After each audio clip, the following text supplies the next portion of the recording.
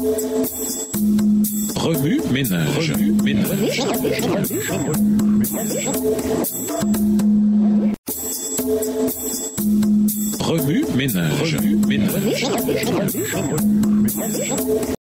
Bienvenue dans votre émission. Remue ménage. Nous voilà à la leçon de jeudi, variation sur un même thème. S'impliquer. Après avoir été puissamment expulsé du ciel, Satan décida de faire tout ce qui était en son pouvoir pour gâcher la beauté et l'innocence d'Adam et Ève, les plus précieuses créations de Dieu. Apocalypse 12, verset 9. Telle est la haine de Satan pour Dieu, et plus de 6000 ans n'ont rien atténué son animosité. Il travaille toujours avec une efficacité fébrile, et plus encore maintenant qu'il sait que son temps est compté. Au verset 12. Bien que les attaques se soient multipliées et aient augmenté en fréquence, elles sont toutes des variations sur un même thème. Elles sont d'une familiarité déconcertante. Dans le passage suivant, Ellen White a merveilleusement saisi l'essence des fausses prétentions de Satan. Le tentateur lui fit croire qu'en mangeant du fruit de cet arbre, elle et son mari parviendraient à une sphère d'existence plus élevée et qu'ils verraient le champ de leur connaissance s'élargir. Puis il insinua que l'Éternel leur avait interdit cet arbre par une crainte jalouse de les voir s'élever à sa hauteur. Telle a été la tactique de Satan depuis les jours d'Adam jusqu'aux nôtres. Il pousse les hommes à se méfier de l'amour de Dieu et à douter de sa sagesse. Il cherche constamment à exciter en eux un esprit de curiosité malsaine, un désir impatient et inquisiteur de pénétrer les secrets de la sagesse et de la puissance divine, à vouloir sonder ce qu'il a plu à Dieu de nous cacher. Des multitudes passent à côté des vérités qu'il a révélées et qui sont essentielles